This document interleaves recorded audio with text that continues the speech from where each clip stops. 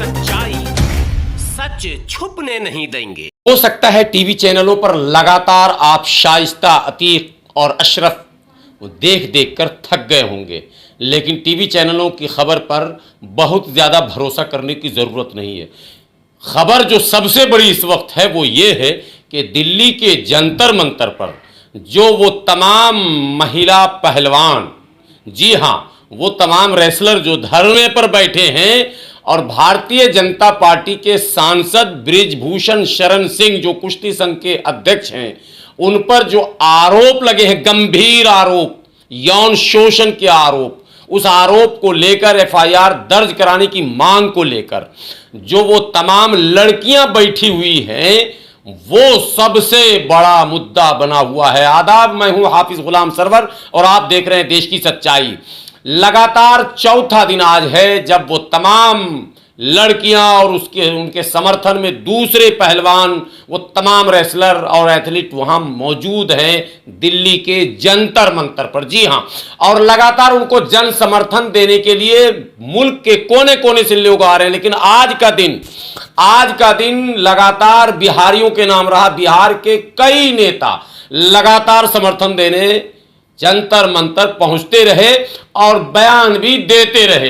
बिहार के चर्चित नेता पप्पू यादव भी पहुंचे थे और पप्पू यादव पहुंचकर उन तमाम धरने पर बैठी लड़कियों के साथ समर्थन देते हुए दहाड़ दहाड़ कर भारतीय जनता पार्टी पर आरोप लगाया। पहले तो ये सुनिए कि पप्पू यादव ने यहां आकर क्या कहा। लोग हैं ना, ये नेता के बाद दूसरा दुश्मन है इंसानियत का। इसको आप लिख लें, गलतफहमी में मत रहना। इन लोगों का कोई दोष नहीं है जो यहां खड़े हैं, ये लोग हम ही में से लोग हैं। इन लोगों का जो मालिक है ना, उससे बड़ा चरित्रहीन और उससे बड़ा बेईमान इस धरती पर कोई नहीं है।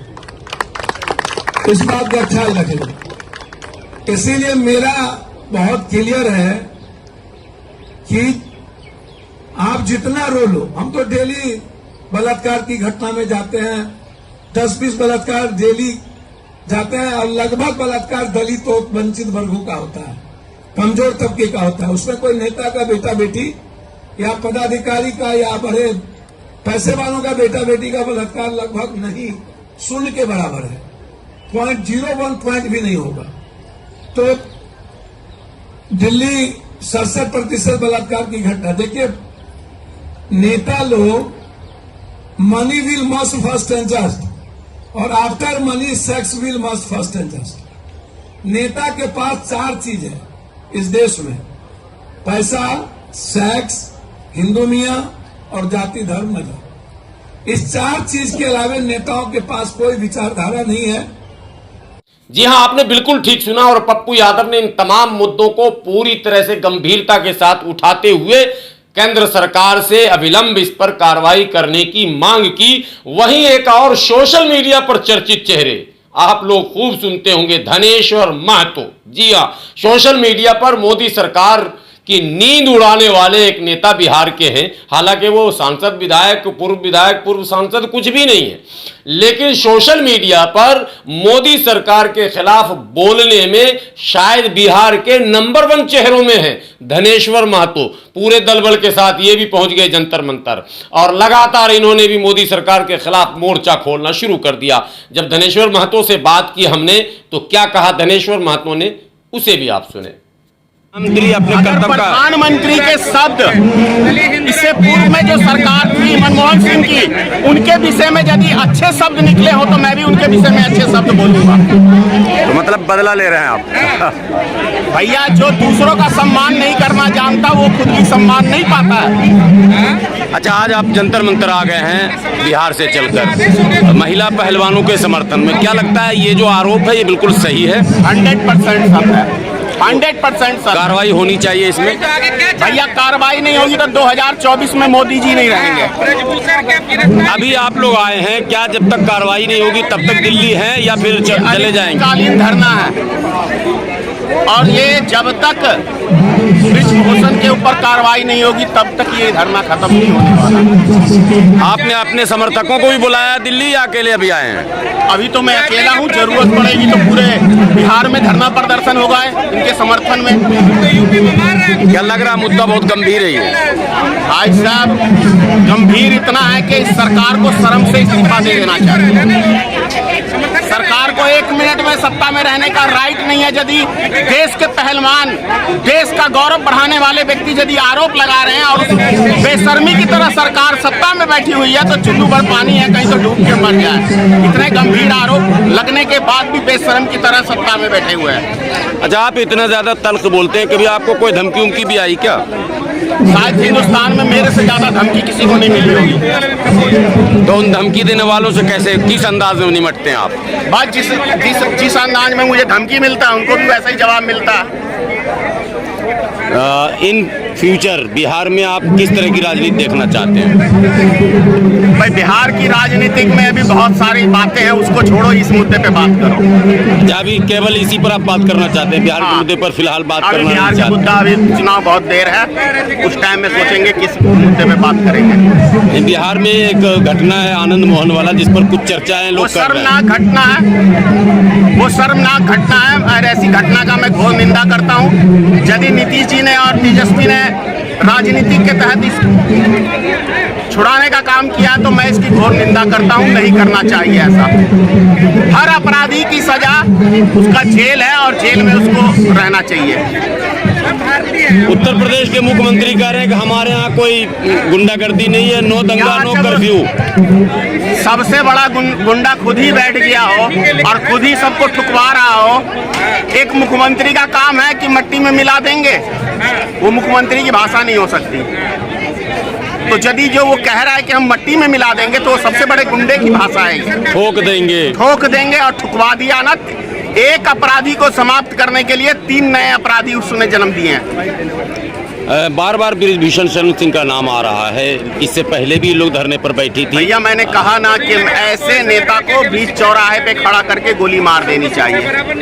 ये नेता कहलाने के लायक नहीं है, ना सांसद बनने के योग्य है। भाजपा तो बिल्कुल खामोश है, कुछ अरे बोली भैया, नहीं। भाजपा तो अपराधी की, गुंडे की, बलात्कारियों की पार्टी ही है, तो वो क्यों नहीं उसका समर्थन करेगी? देश के प्रधानमंत्री भी गुजरात के मुख्यमंत्री थे तो लड़की की जासूसी कराते थे ना। गृह मंत्री, यही काम था ना।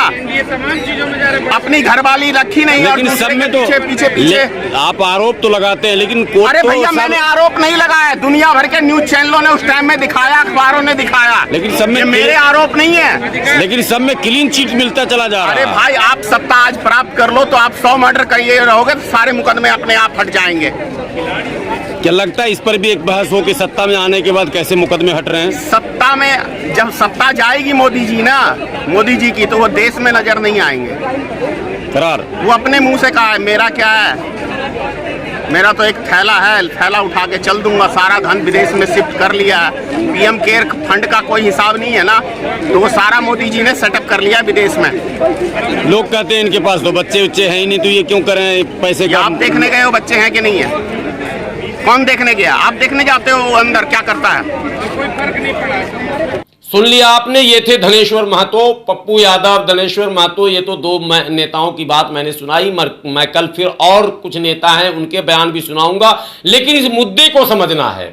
जहां योगी सरकार अपने पीठ थपथपा रही है कि नो दंगा नो कर्फ्यू सब चंगा, वहीं उसी उत्तर प्रदेश से उसी भारतीय जनता पार्टी के सांसद हैं ब्रिजभूषण शरण सिंह, जो कुश्ती संघ के अध्यक्ष भी हैं, और उन पर आज नहीं, जनवरी के महीने में इन लड़कियों ने इल्जाम लगाया था।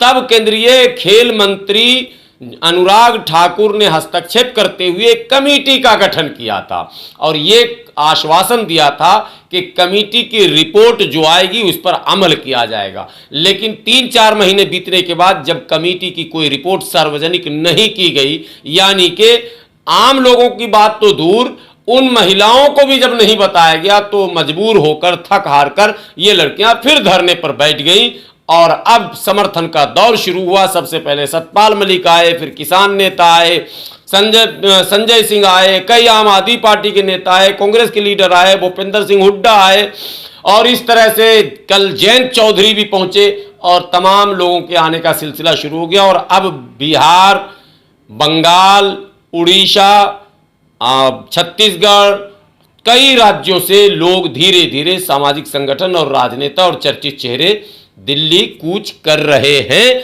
और ऐसा लग रहा है कि अब यह मुद्दा बहुत जल्द गरमाने वाला है। तो आपकी क्या राय है इस मुद्दे पर और आप क्या सोचते हैं? अपनी राय कमेंट बॉक्स में आप भी जरूर देंगे। और देश की सच्चाई पर अगर पहली बार आप होंगे तो गुजारिश ये है कि आप इस चैनल को सब्सक्राइब जरूर कर लेंगे, वीडियो बेहतर लगे तो शेयर भी करेंगे।